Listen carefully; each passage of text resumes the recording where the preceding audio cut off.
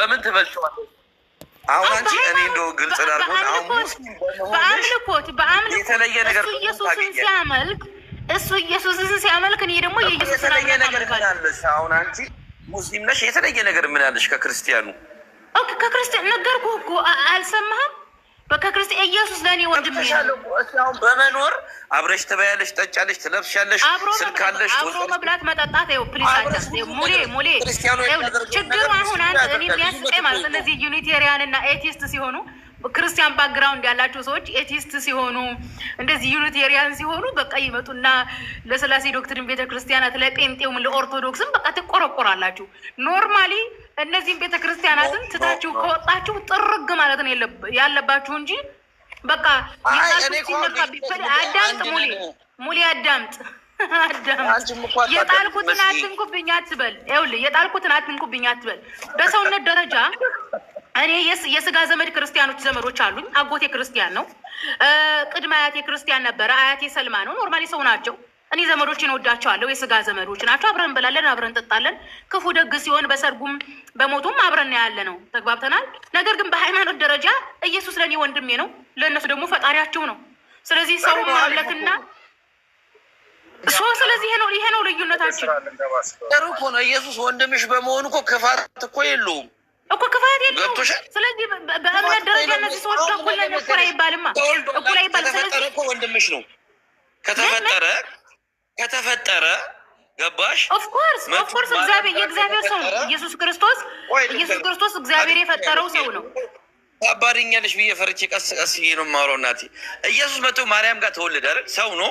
ሰው ከሆነ በኋላ ደግሞ ወንድምሽ ነው። ምንም እኮ ይሄ እኮ ክፋት ያለው ነገር እኮ አይደለም። ዱላም አያማዝዝም። ግን ምን አለ መሰለሽ ሰው ከሰው ምንም ለየት ያለ ገኝ ነው። ሁሉም የተፈጠረው በአንድ እግዚአብሔር። በቃ ሙሌ ይኸውልህ ሰው ከሰው ልዩነት የለውም። የልዩነት አለው አላልኩም። ሰውና ሰው እኩል ነው። እንደውም አምላካችን አላሁ ሱብሃነሁ ወተዓላ በሱረቱል ኢስራ ቁርአን ላይ ምንድን ነው የሚለው? የሰው ልጅ አከበር ነው ይላል። የሰው ልጅ ሲባል የአዳም ዘር ማለት ነው። ሁሉንም ካፊሩንም ሙስሊሙንም ሴቱንም ነው የሰው ልጅ አከበር ነው። የሰው ልጅ የተከበረ ነው። ሰውን በሰውነቱ እንድናከብር ኢስላም ያስተምረናል። ተግባብተናል? ኦኬ። ለምሳሌ እኛ ሰዎች ነን። እንደውም ነቢያችን አለይሂ ሰላቱ ወሰላም አንድ ሙስሊም መልካም ስራ የተወደደለት ብሎ ማለት በቃ ህይወት ያለውን ነገር በሙሉ ሲርበውና ሲጠማው ማብላቱ ማጠጣቱ በአላህ ዘንድ ይሄ በጣም የተወደደለ ነው ተብሏል። እንስሳ የሚሆን ሰው የሚሆን ሲርበው ልናበላው፣ ሲጠማው ልናጠጣው፣ ሲቸግረው ልንደርስለት ግዴታችን ነው። ይሄ በስላም ማለት ነው። ሰውኛ ነው እያወራን ያለው ስለ ሃይማኖት ነው። ስለ ሃይማኖት ከሆነ የእነሱ ዶክትሪን እና የኛ ዶክትሪን ይለያያል። ገዳይ እኮ ነው። አሁን እኮ አንዱ ለመጥላት ነው እንጂ ምንም ለየት ያለ ነገር የለውም። መጥላት አይደለም። ጥላቻ የመጣው ምንድን ነው?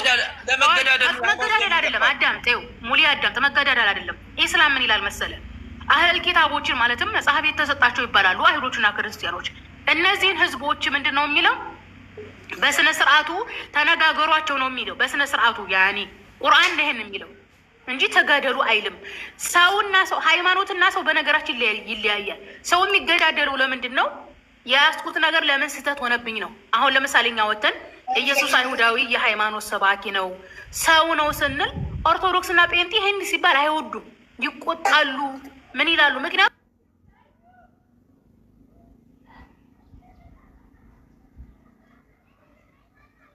ፈጣሪ ብለው ስላመኑ፣ ስለዚህ ሲሰሙ ይቆጣሉ፣ ጥል ይፈጠራል። ነገር ግን እነዚህ ሰዎች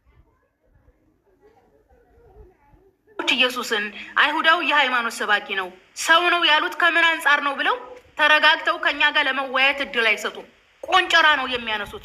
ምክንያቱም ለረጅም ዘመን ኢየሱስን ሲያመልኩ ስለኖሩ ማለት ነው። ስለዚህ ሃይማኖት ሳይሆን ጸብን የሚያመጣው ሰዎች ናቸው። ሰዎች ይዘውት የኖሩትን የለመዱትን ነገር ስትነካባቸው አይወዱም፣ ቅርቅር ይላቸዋል፣ ሽንፈት ይመስላቸዋል፣ መዋረድ ይመስላቸዋል። ያኔ ከለመዱት ባህል ከለመዱት ሃይማኖት ኢቭን ጣዖት ቢሆን እንኳ ማለት ነው። ኢቭን ለምን ዝሙት አይሆንም? አንድ ሰው ዝሙት ማድረግ ለረጅም ዘመን ካደረገ ከዛ ህይወት መውጣት አይወድም። ኦኬ። ሲጋራ የሚያጨሱ ሰዎች አሉ። ሲጋራ እንደሚጎዳቸው ያውቃሉ። ከዛ ለመውጣት ግን ይቸገራሉ። ተግባብተናል። ስለዚህ ሰው የለመደውን ነገር ተው ሲባል በቃ የተበለጠ ሌላው ሊጎዳው እንደመጣ አድርጎ ስለሚስል ነው እንጂ ጸቦች የሚነሱት ሃይማኖት ቀጥታ ተጣሉ አይልም። ይሄ ነው መልሴ። ግን በዚህ አጋጣሚ በቃ ሰው ሁሉ ገነት ስለሚገባ እዚህ ልዩነት ባይፈጠር ይህ ሰው ሃይማኖት የለውም፣ እምነት የለውም። ስለ መጽሐፍ ቅዱስ የሚያውቅ ሰው አይደለም። ዝም ብሎ ፖለቲካ አይደለም መጽሐፍ ቅዱስ። እኔ አንድ ጥያቄ ልጠይቅሽ መሲ፣ እችላለሁ?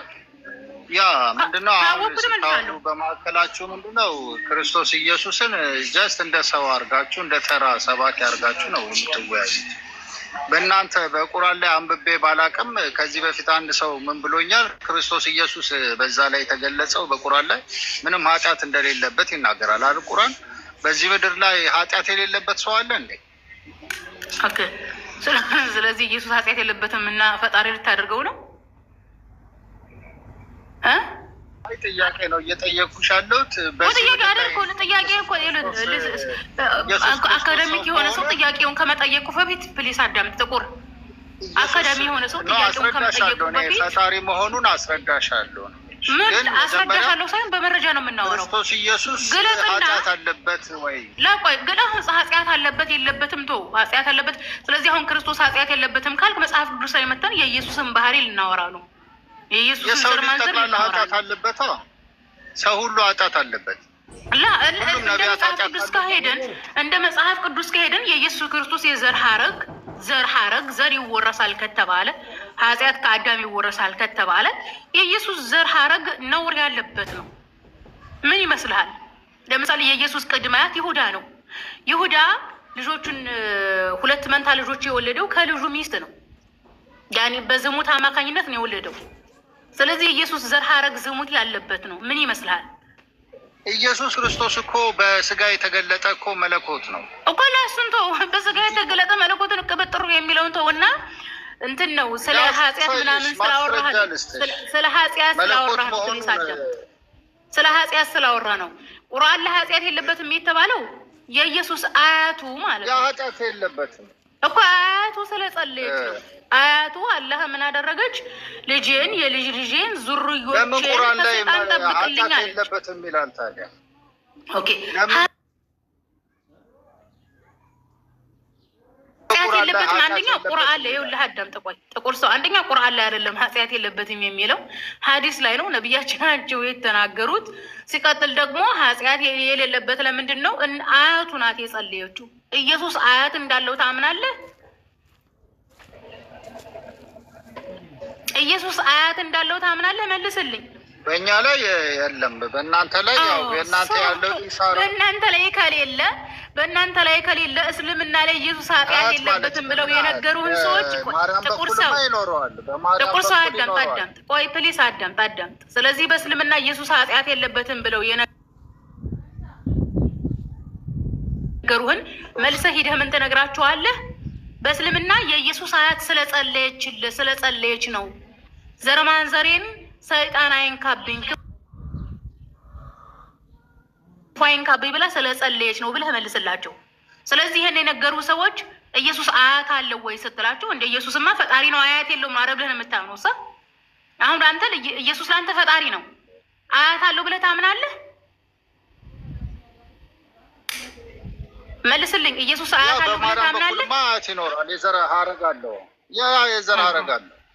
ስለዚህ እንግዲህ ኢየሱስ ኃጢአት የሌለበት ለምንድን ነው? አያቱ ስለጸለየች ነው ማለት ነው። ምክንያቱም ይኸው ነገርንህ። ምክንያቱም አምላካችን አላሁ ሱብሃነሁ ወተዓላ ጸሎትን ሰሚ ይፈጥርም ነበር አይደል? ሆኑ ወፎችን ምናምን ይፈጥር ነበር ይላል አልቁርአን ላይ። እንደዛም ሰምቻ በነገር ላይ በቃ ሌላ ካሽ እናስገባ ነው እየጠየኩሽ ነው። መሲ አንዴ እኔ ለወንድሜ ትንሽ እድል ስጠኝና አዳምጠኝ። እኔ አሁን ከራሴ ምን ልምድ ነው የምነግረው። አንድ ሰው እውቀት ለማግኘት ሲስተማቲክ መሆን አለበት። ዝም ብሎ መጋፈት ሳይሆን መጀመሪያ አእምሮን ክፍት ማለት ወርዷል። ለሌሎችም ልገር መጀመሪያ አእምሮን ክፍት ማድረግ ነው። ያ ማለት ምንድን ነው? አእምሮ ይሄ ተጠምቷል እውቀት ይበል ሰው የራሱንም ብቻ እየደገፍሽ የምትሄጂ ከሆነ እውነትን ለማግኘት ይከብዳል ለሰው ልጅ። አሁንም ሌሎችም ክርስቲያን ነው የምናገረው። እኔ ከልምድም የነበርኩበትም እምነት ነው። ኦርቶዶክስ ነበርኩት ለዘመናት።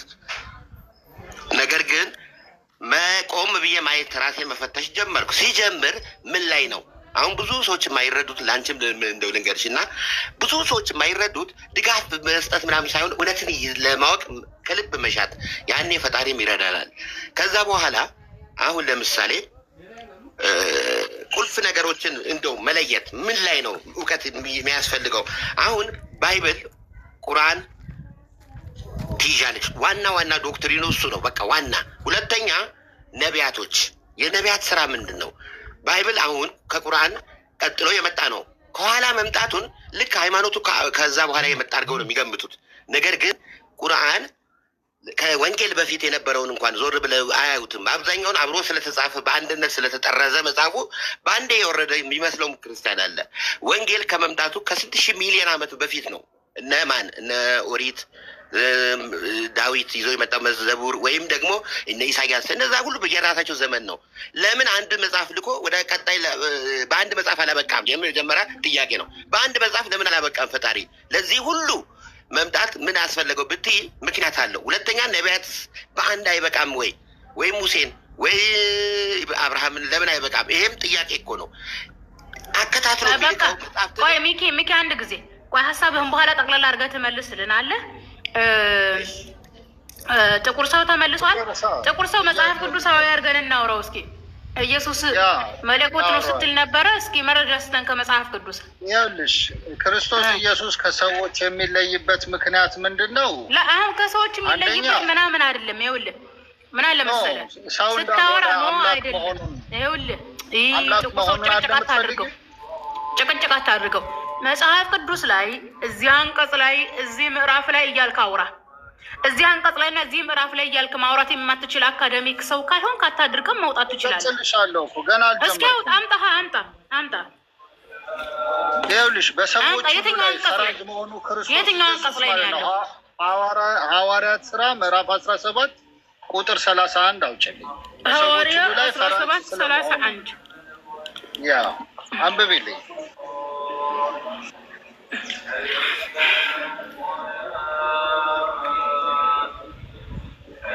ሐዋርያት 17 ስንት ነው? 31 ላይ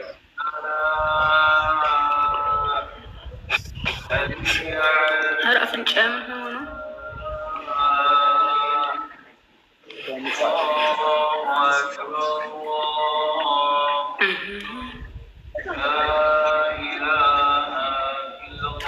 በመረጠው ሰው አማካኝነት በዓለም ላይ በጽድቅ የሚፈርድበት ቀን ወስኗል።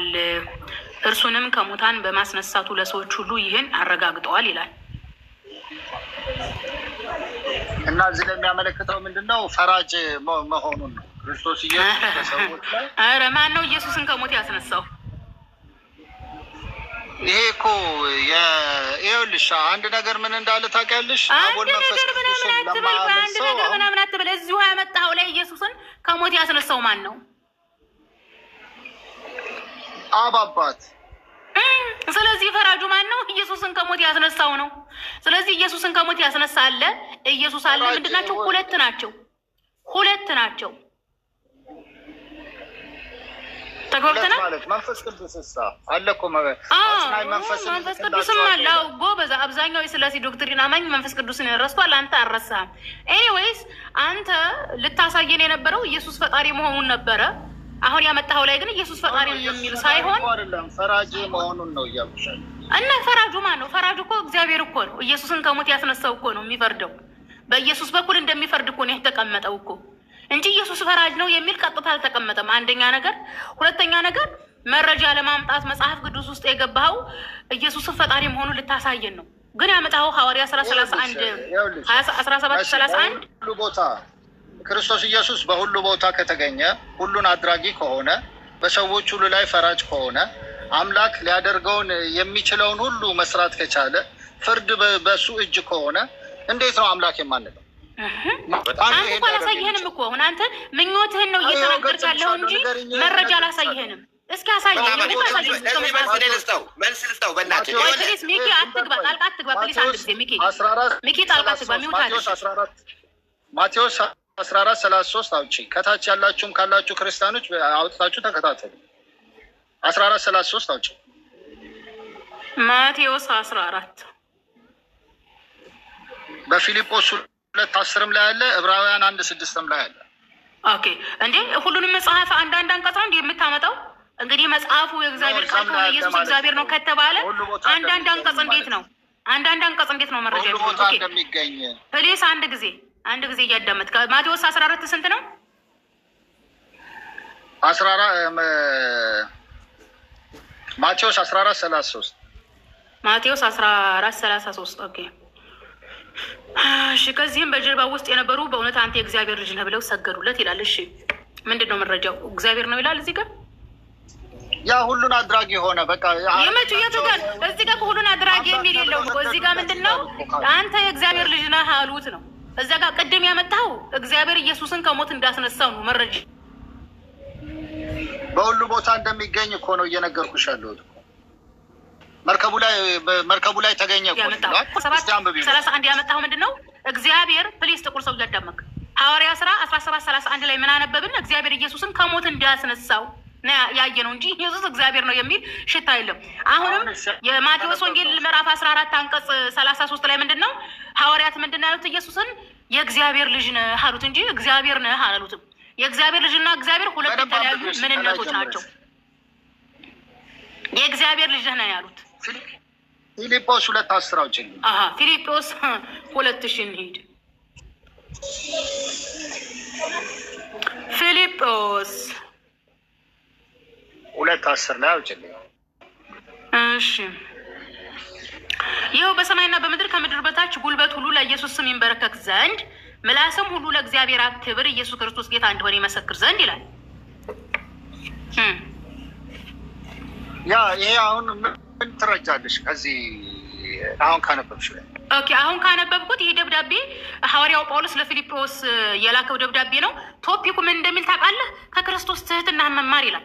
ስለዚህ ከዚህ የምንማረው ምንድን ነው? ሐዋርያው ጳውሎስ ከክርስቶስ ትህትናን ተማሩ እያለ እያስተማረን ነው። ኦኬ አንደኛ ነገር። ሁለተኛ ነገር ሐዋርያው ጳውሎስ አዳምጥ። ሁለተኛ ነገር ፊልጵዎስ ምዕራፍ 1 ጋር ስንሄድ ሐዋርያው ጳውሎስ ምንድን ነው ያለው? ለፊልጵስ ሰዎች ደብዳቤ ስልክላቸው ምንድን ነው ያለው? እንዲህ አለ። ፊልጵስዩስ ምዕራፍ 1 አንቀጽ 2 ላይ ምን ይላል መሰለህ? ከእግዚአብሔር ከአባታችን ከጌታም ከኢየሱስ ክርስቶስ ጸጋ ሰላም ለእናንተ ይሁን ይላል። ስለዚህ ሐዋርያው ጳውሎስ ለፊልጵስ ሰዎች ደብዳቤ ስልክላቸው ኢየሱስ እግዚአብሔር እንዳልሆነ ነው የምዕራፉ መጀመሪያ ላይ ጽፎ የላከላቸው። ፊልጵስዩስ ምዕራፍ 1 ላይ ኢየሱስ እግዚአብሔር አይደለም ብሎ ጽፎ ፊልጵስዩስ 2 ላይ ሄዶ እግዚአብሔር ነው የሚል ይመስላል። እግዚአብሔር አማለም ማለት ነው። ከእግዚአብሔር አብ ባለም ማለት ነው። ለምንድን ነው ኢየሱስ መንፈስ ቅዱስ እኮ ማለት ነው እኮ ከእግዚአብሔር አብ ላላ አቦ አዳምጥ አብ ወልድ መንፈስ ቅዱስ ነው አላለም። ይኸውልህ አዳምጥ። ይኸውልህ የጳውሎስን ደብዳቤ አታውቅም። አሁን ትልቁ ችግራችሁ ምንድን ነው? የሥላሴ ዶክትሪን አማኞች መምህራኖቻችሁ የሚሰጡትን አንዳንድ ጥቅስ ይዛችሁ ነው እንጂ የምትዞሩት የመጽሐፉን ይዘት አታውቁትም።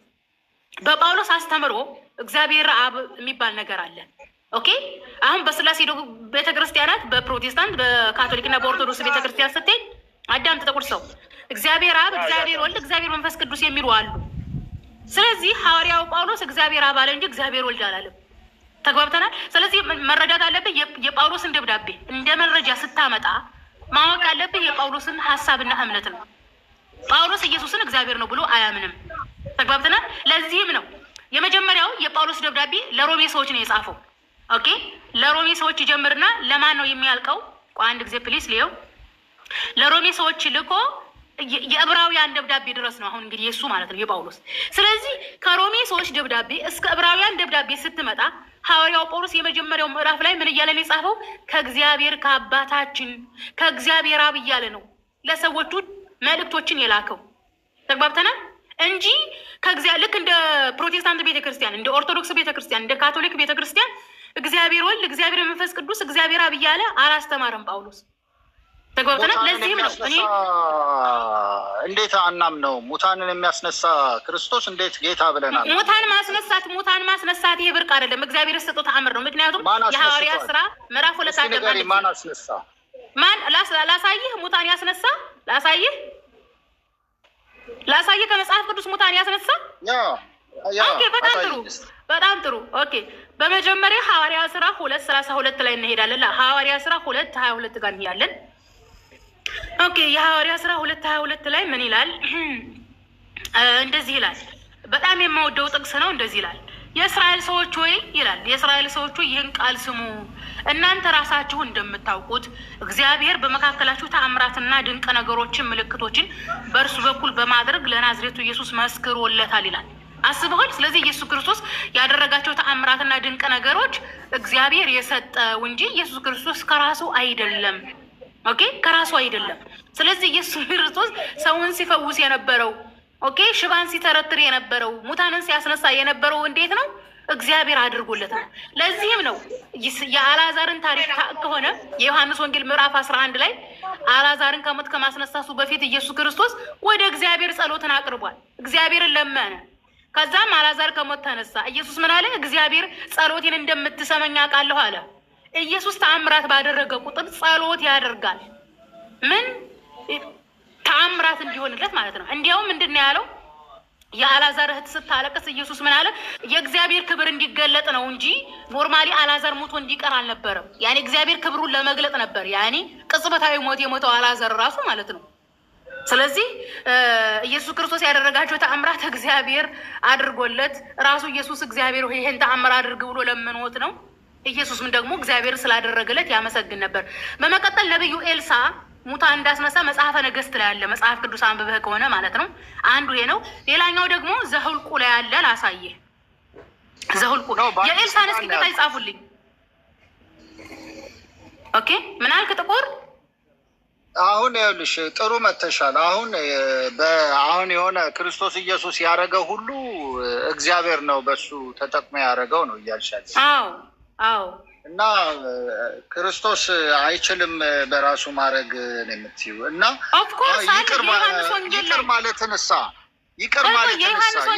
ኃጢአትን ይቅር ማለት ቆይ የዮሐንስ ወንጌል የፈጣሪ ስራ ነው አይደል? እንጂ አዳምጠኝ። የዮሐንስ ወንጌል ላይ ምንድን ነው ያለው? ኢየሱስ ክርስቶስ እኔ ከራሴ አንዳችን ማድረግ አልችልም ብሏል። ስለዚህ የሚያደርጋቸው ነገራቶች ሁሉ ምንድን ነው? እግዚአብሔር በራእይ እየተገለጠለት ነው።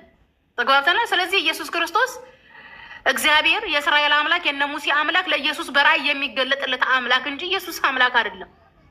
እና የእስራኤል አምላክ የነ ሙሴ አምላክ መስራት አይችሉም እኮ ነው።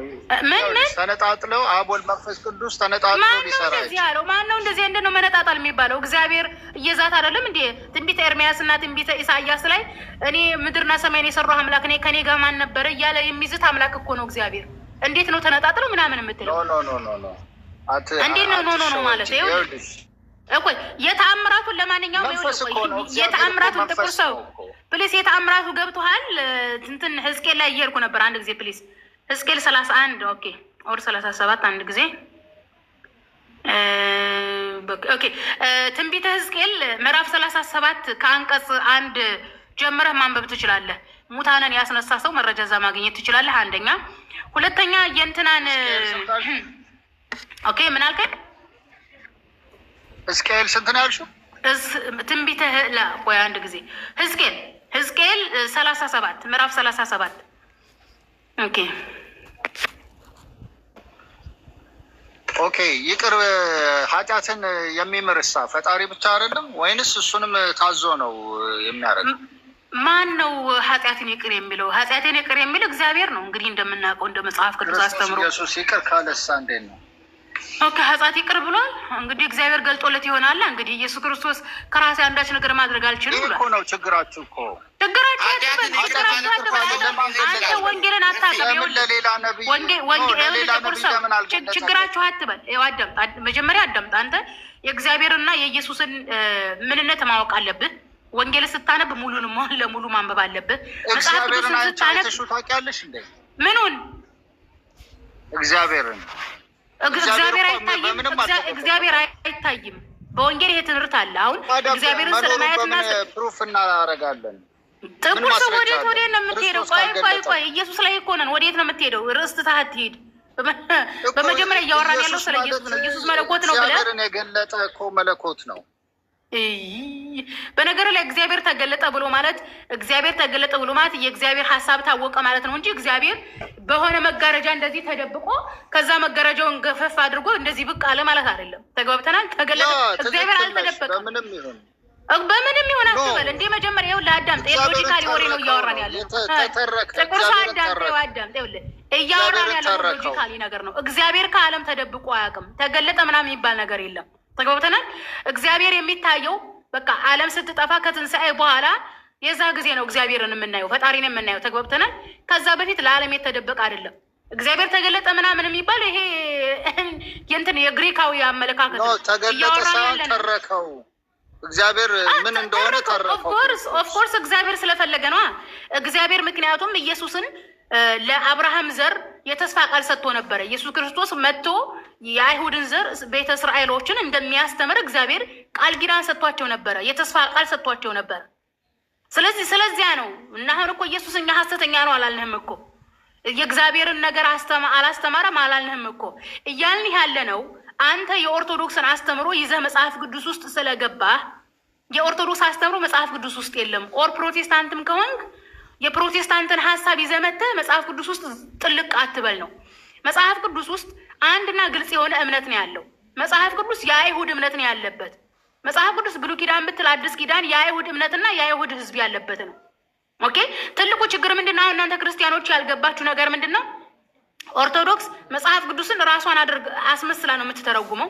ፕሮቴስታንትም መጽሐፍ ቅዱስን ራሷን አስመስላ ነው የምትተረጉመው። እንደዛ የሚባል ነገር የለም። መጽሐፍ ቅዱስ ራሱን በራሱ ይተረጉማል። በዚህ ላይ ተግባብተናል። በዚህ 2 ደቂቃ ብቻ 2 ደቂቃ። እሺ አውራ። እሺ እዚህ ጋር ማለት ነው 3 አይነት ባይብሎችን እናነሳለን። 81 አለ ኦርቶዶክስ፣ 73 ካቶሊክ፣ 66 ፕሮቴስታንት። እንግዲህ አምላክ ይሄ ሁሉ መጽሐፍን እንግዲህ በርዟል ተበራል። አሁን ቁርአን ለምን ወረደ ወደሚለው ልመጣ ነው። ቁርአን የወረደበትን ብዙ ሰዎች ማይረዱት ቁርአን አለ። እናንተሳ ቶፒክ አትቀይር ሚኪ፣ ቶፒክ አትቀይር። ቶፒካችን በኢየሱስ ዙሪያ ነው የምናወራው። ወደዛ ልመጣ ነው። ይኸውልህ ልመጣልህ ነው። ይኸውልህ አሁን ብዙ ጊዜ ማለት ነው ይችን ያዝልኝ ነጥብ። አንደኛ ቁርአን ከወንጌል ቀጥሎ የመጣበት ዋና ዓላማ አንድ ቀደም ሲል የነበሩ መጽሐፍቶች ፈጣሪ የላከው መጽሐፍቶች በሰው እጅ ተበረዙ እያለ ነው ያወራው። ስለዚህ አምላክ ደግሞ እንደዚህ ህዝቦቹ ሲጠፉ ዝም ብሎ አያይልም። ነቢይና መጽሐፍ ያስነሳል። እነዛም ከወንጌል በፊትም የነበሩት እኮ አንዱ ህዝብ እየተከታተለ የመጣው አንድ ጥፋት ሲኖርና ህዝቦቹን ሊያድን ነው።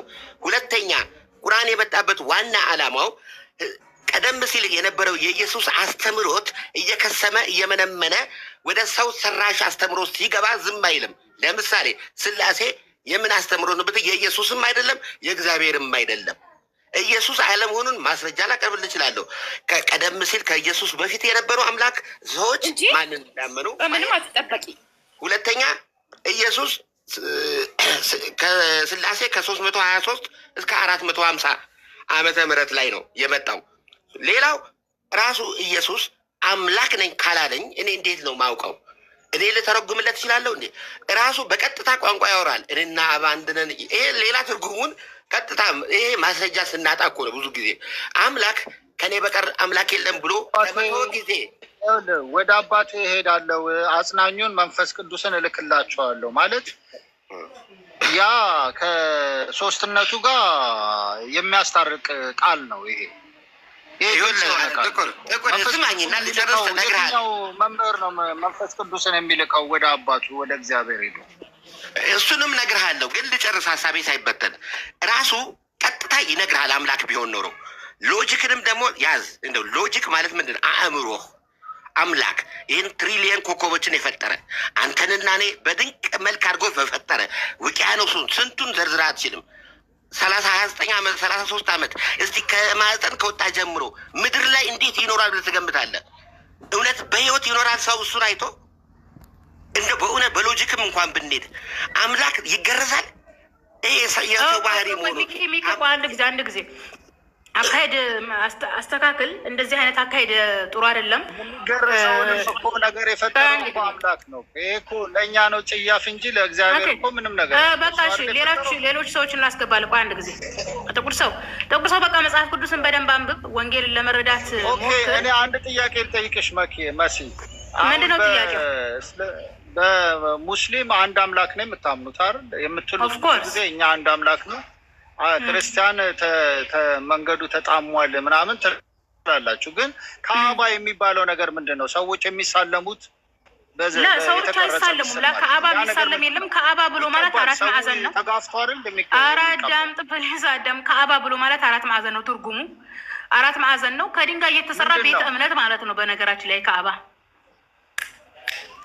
ለምን ይቀባል? ለምን ይሳለሙት? ለምን ይቀቡታል? ምን ነው ቤተክርስቲያን ለምን ይታጠናል? ለምን ይጸዳል? ለምን ጸዳ ነው እንዴ? አንተ ቤተን አታጸዳ አትታጠብም? አንተ ገራህን ቤተ እምነት እኮ ነው ቤተክርስቲያን። አዳም ቤተክርስቲያን ዘበኛ አለው፣ ጽዳት አለው፣ ይጸዳል፣ ይታጠናል። ንጽህና ነው ደግሞ። ለምን ይታጠፋል? ንጽህና ለምን ተደረገ ተብሎ ይጠየቃል እንዴ? ይስሙታል፣ ይሳለሙታል፣ ይሳለሙታል፣ ይስሙታል። አትዋሽ። ማነው ካዕባን የሚሳልመው? ማንም አይሳልምም። አትዋሽ። ካዕባን ይሳለሙታል፣ በደንብ ይስሙት የለ እንዴ? ወደዛ ይሳለሙታል ብሎ ክርክር ይሄ ሲጀመር አንዳ እንትን አካደሚካል ወደዛ። እኔ ግርም የሚል ማለት ነው የት ነው የምትኖሩት ነው? የት ነው የምትኖሩት ማለት እኔ ማለት በቃ በልታችሁ ጠጥታችሁ ብቻ ነው የምትኖሩት? የሆነ ምን አለ መሰላችሁ እንደዚህ አይነት ነገር ማለት ነው። ጥያቄ ይጠይቃሉ፣ ስትመልስላቸው አይፈልጉም። በቃ ሲመለስ ውስጣቸውን ቅር ይለዋል፣ ውስጣቸው ይፈራል እና ሲመልስባቸው አይደለም ብለው ግግም ይላሉ። እንዴ ኧረ አይደብርም እንዴ? አይደብርም? አንገ እዚህ ካፊር ካለ እናስገባል። እሺ